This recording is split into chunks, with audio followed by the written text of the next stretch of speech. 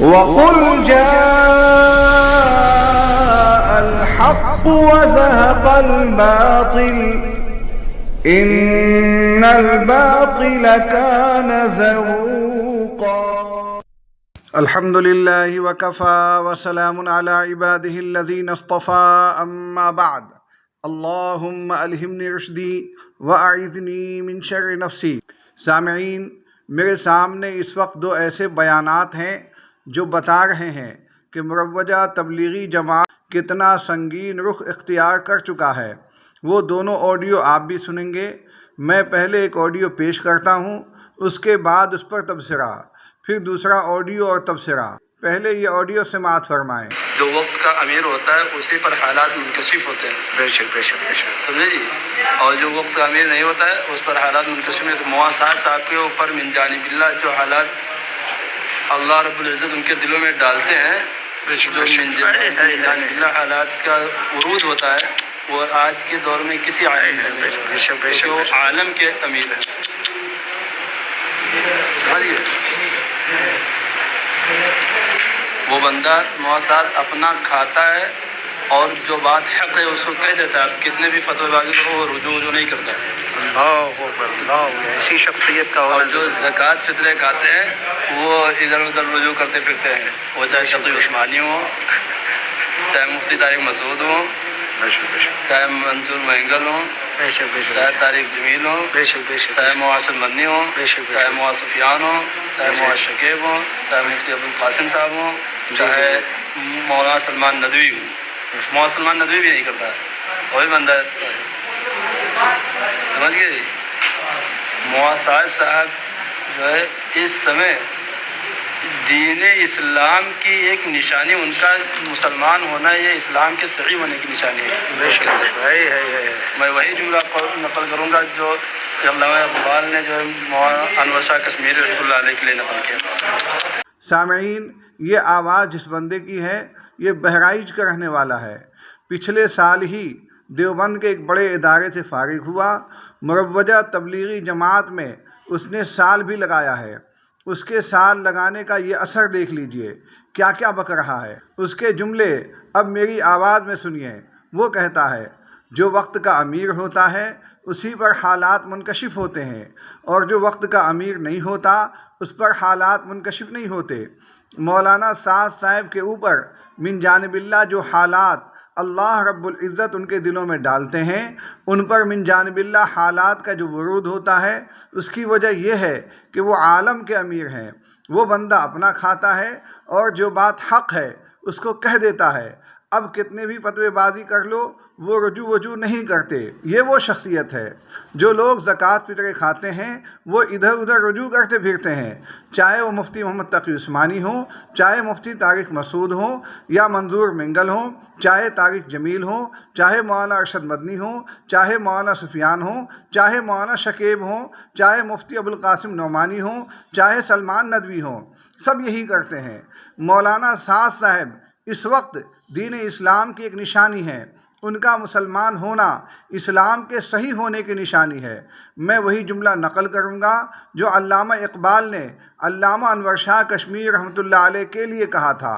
سامعین، ایک سعدی جماعتی نے بہرائچ کے اس عالم کے تبصرے میں لکھا، بالکل صحیح ہے، مولانا سعد صاحب ہی بروقت امیر العالم للمومنین ہیں اور وہی حق راستے پر ہیں اور ان کو الہام ہوتا ہے، اور حضور جو فرماتے ہیں وہ ساری باتیں من جانب اللہ ہوتی ہیں، اور پوری دنیا میں اس وقت مولانا سعد صاحب کا راستہ ہی صحیح اسلام ہے۔ سامعین، سب سے پہلی بات تو یہ ہے کہ وقت کے امیر پر حالات منکشف ہوتے ہیں اور جو امیر نہیں ہوتا اس پر حالات منکشف نہیں ہوتے۔ اس جملے پر سب سے پہلا سوال یہ ہے کہ امیر سے کیا مراد ہے؟ امیر المؤمنین یعنی خلیفۃ المسلمین یا مروجہ تبلیغی جماعت کا امیر؟ دوسرا سوال یہ ہے کہ سعد کاندلوی حفظہ اللہ منہ کو مروجہ تبلیغی جماعت کا امیر کس نے بنایا؟ تیسرا سوال یہ ہے کہ کسی تنظیم کے لیے امیر ہونے کا ثبوت کس آیت اور کس حدیث سے ہے؟ چوتھا سوال یہ ہے کہ مروجہ تبلیغی جماعت کے امیر کی شرعی حیثیت کیا ہے؟ جو اسے امیر نہ مانے شریعت اس کے بارے میں کیا کہتی ہے؟ 5واں سوال یہ کہ امیر ہی پر حالات منکشف ہوتے ہیں اور اسی پر القاء و الہام ہوتا ہے، اس کی کیا دلیل ہے؟ سامعین، اس نے دوسرا دعویٰ یہ کیا ہے کہ سعد کاندلوی حفظنا اللہ منہ اپنا کھاتے ہیں اور دوسرے علماء زکوٰۃ فطرے کھاتے ہیں۔ سوال یہ ہے کہ دوسرے علماء زکوٰۃ فطرہ کھاتے ہیں، اس کی کیا دلیل ہے؟ یہ تو علماء حق سے کھلی ہوئی بغاوت اور ان پر الزام ہے۔ کوئی بھی عالم زکوٰۃ فطرہ نہیں کھاتا۔ مدارس میں زکوٰۃ و صدقات کی جو رقم آتی ہے اس کا استعمال غریب اور نادار بچوں میں ہوتا ہے۔ اس بندے نے ایک دعویٰ یہ کیا ہے کہ سعد کاندلوی حفظنا اللہ منہ چونکہ اپنا کھاتے ہیں اس لیے جو کچھ کہتے ہیں حق کہتے ہیں، انہیں رجوع کی ضرورت ہی نہیں پڑتی۔ اس جماعتی کی یہ بات بداہتاً غلط ہے۔ سعد کاندلوی حفظنا اللہ منہ کی باتیں زیادہ تر غلط ہی ہوتی ہیں۔ دارالعلوم دیوبند اور دوسرے ادارے کے علماء نے ان کی غلطیاں بار بار پکڑی ہیں۔ اگر ان غلطیوں کو کتابی صورت دے دی جائے اور ان کا علمی تجزیہ کیا جائے تو 1 درجن جلدیں تیار ہو جائیں گی۔ مروجہ تبلیغی جماعت کی گمراہی ان کی وجہ سے ہی ظاہر ہوئی، ورنہ تو ان سے پہلے لوگ اس جماعت کو پارسا اور خدا رسیدہ جماعت سمجھتے تھے۔ سعد کاندلوی حفظنا اللہ منہ کے بیانات سے ہی معلوم ہوا کہ مروجہ تبلیغی جماعت میں جھوٹ اور تحریفات کا غلبہ ہو گیا ہے۔ پھر یہ دعویٰ بھی غلط ہے کہ انہوں نے رجوع نہیں کیا۔ سعد کاندلوی حفظنا اللہ منہ نے بار بار رجوع کیا ہے، اس پر ان کی تحریریں بھی موجود ہیں اور آواز بھی موجود ہے۔ یہ الگ بات ہے کہ ان کو رجوع کا مطلب ہی نہیں معلوم، اس لیے جب بھی رجوع کیا ناقص ہی رجوع کیا اور علماء دیوبند نے اسے نہیں مانا۔ سامعین، اس جماعتی بندے نے یہ بھی کہا ہے کہ مفتی محمد تقی عثمانی، مولانا ارشد مدنی اور دوسرے علماء چونکہ زکوٰۃ فطرہ کھاتے ہیں اس لیے ان سے غلطیاں ہوتی رہتی ہیں اور انہیں رجوع کرنا پڑتا ہے۔ تو اس کا جواب یہ ہے کہ اس نے یہ کہہ کر علماء کی توہین کی ہے اور علماء کی توہین کفر تک لے جاتی ہے۔ یہ بھی معلوم ہونا چاہیے کہ غلطی ہو جائے تو رجوع کرنا اچھی بات ہے۔ ہمارے اکابر کی سنہری تاریخ اس پر شاہد ہے۔ غلطی پر اڑ جانا اہل حق کا کام نہیں ہوتا۔ اخیر دور میں حکیم الامت حضرت مولانا اشرف علی تھانوی رحمۃ اللہ علیہ تو ترجیح الراجح کے عنوان سے ایک کالم لکھتے تھے اور اس میں پچھلی غلطیوں سے رجوع کو بیان کرتے تھے۔ سامعین، اس بندے نے یہ دعویٰ بھی کیا ہے کہ سعد کاندلوی حفظنا اللہ منہ فتووں کے باوجود بھی رجوع نہیں کرتے، یہ اپنا مال کھانے کی برکت ہے۔ یہ شخص اسے فخریہ بیان کر رہا ہے، حالانکہ اسے ناراض ہونا چاہیے تھا۔ اپنی غلطیوں پر ڈٹ جانا ایک سچے مسلمان کی علامت نہیں ہے۔ غلطیوں پر ڈٹ جانا فاسق کی نشانی ہوتی ہے۔ اگر سعد کاندلوی حفظنا اللہ منہ فتوے کی پرواہ نہیں کرتے اور یہ فخر کی بات ہے تو تمام گمراہ فرقے بھی قابل تعریف ہیں۔ تو پھر بریلوی، غیر مقلد، مودودی، رشیدی، شیعہ اور قادیانی بھی قابل تعریف ہیں، کیونکہ یہ بھی علماء حق کے فتووں کی پرواہ نہیں کرتے۔ ظاہر ہے کہ یہ موقف ہی غلط ہے، لہذا سعد کاندلوی حفظنا اللہ منہ کے بارے میں ان جماعتی صاحب کا موقف بھی غلط ہے۔ سامعین، ان صاحب نے اخیر میں کہا ہے کہ سعد کاندلوی حفظنا اللہ منہ کا مسلمان ہونا اس بات کی نشانی ہے کہ اسلام سچا مذہب ہے۔ علامہ اقبال نے کہا تھا کہ علامہ انور شاہ کشمیری قدس سرہ اسلام کے سچے ہونے کی نشانی ہے۔ اسی طرح میں کہتا ہوں کہ سعد کاندلوی کا مسلمان ہونا اسلام کے صحیح ہونے کی نشانی ہے۔ جماعتی صاحب کا یہ دعویٰ بھی غلط ہے۔ پہلی بات تو یہ ہے کہ علامہ کشمیری کے بارے میں یہ جملہ ڈاکٹر اقبال نے نہیں، حکیم الامت حضرت مولانا اشرف علی تھانوی نے کہا تھا۔ دوسری بات یہ ہے کہ کسی کا مسلمان ہونا اسلام کے سچے مذہب ہونے کی نشانی کب سے ہو گیا؟ اسلام سچا مذہب ہے اور اس پر شاہد اللہ اور رسول اللہ صلی اللہ علیہ وسلم کے ارشادات ہیں۔ ہمارے لیے اتنا ہی کافی ہے۔ جس طرح کسی آدمی کا کافر ہونا اسلام کے برے ہونے کی دلیل نہیں، اسی طرح کسی کا مسلمان ہو جانا اسلام کے سچے ہونے کی دلیل نہیں۔ سعد کاندلوی حفظنا اللہ منہ تو گمراہ اور بدعتی ہیں اور ان کے بدعتی ہونے پر دنیا کے بڑے بڑے مفتیان کرام کا اتفاق موجود ہے۔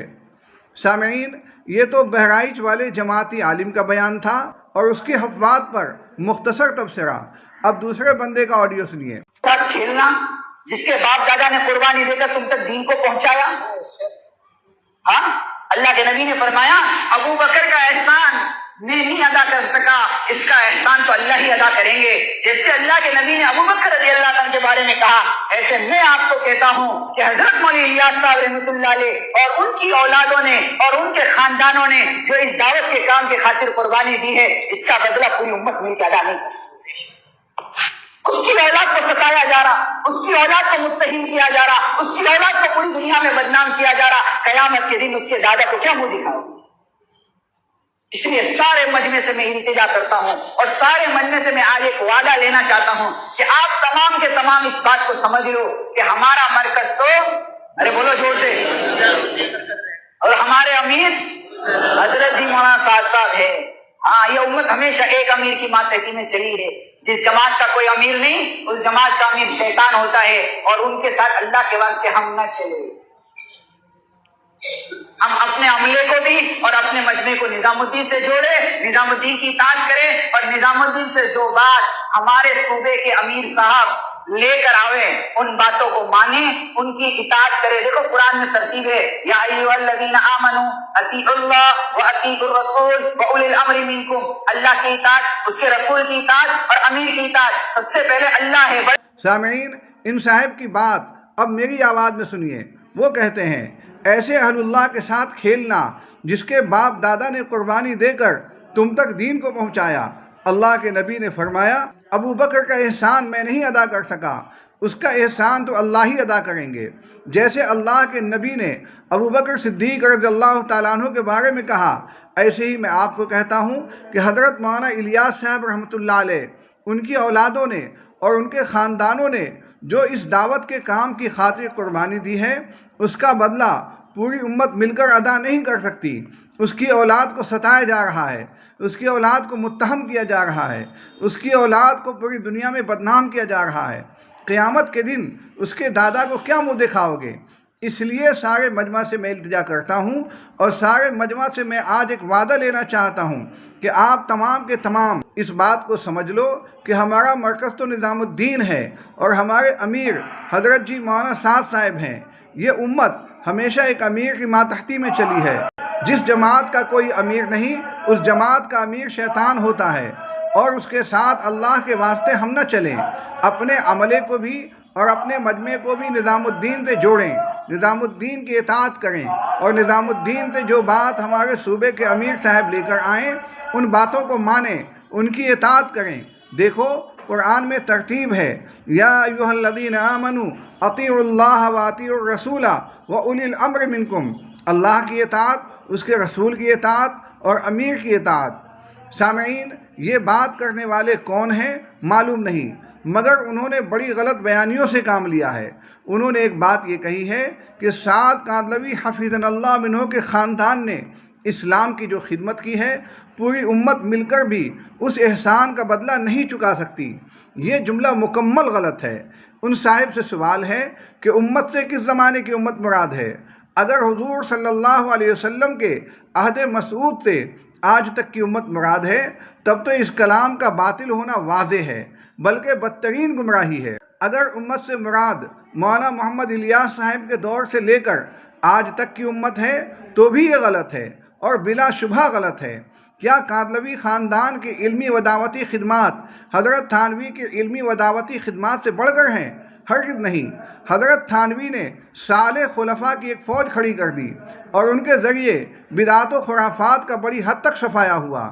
انہی خدمات کی وجہ سے حضرت تھانوی کو مجدد کہا جاتا ہے۔ کاندھلوی خاندان میں کوئی مجدد پیدا نہیں ہوا۔ ایک آدھ لوگوں نے مولانا محمد الیاس کاندھلوی صاحب کو مجدد کہا ہے، مگر ان کا قول شاذ ہے اور شاذ کا اعتبار نہیں ہوتا۔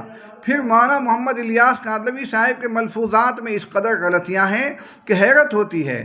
سعد کاندھلوی حفظہ اللہ منہ انہی غلطیوں کی تشریح کرتے ہیں اور اپنی طرف سے نئی نئی غلطیاں ایجاد بھی کرتے ہیں۔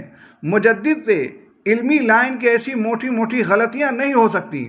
یہ تو میں نے صرف حضرت تھانوی کی مثال پیش کی کہ ان کا احسان پوری دیوبندیت کو عام ہے۔ حضرت مولانا رشید احمد گنگوہی کی خدمات حضرت تھانوی سے بھی بڑی ہیں۔ انہیں دیوبندیت کا سب سے بڑا محافظ کہا جائے تو غلط نہ ہوگا۔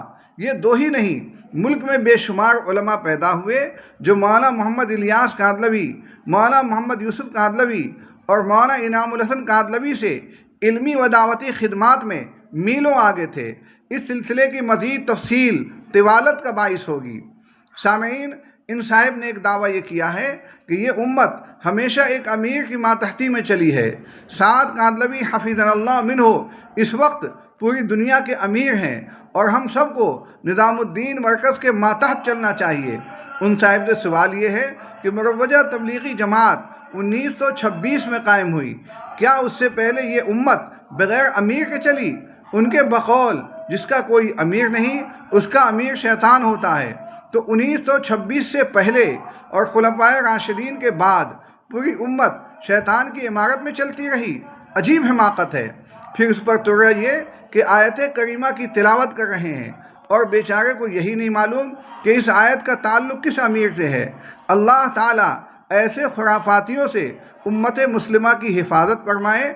اب تو مسلمانوں کو مدارس اور خانقاہوں سے جڑ ہی جانا چاہیے، ورنہ اس طرح کے گمراہ لوگ امت کے سادہ لو افراد کو گمراہی میں دھکیل دیں گے۔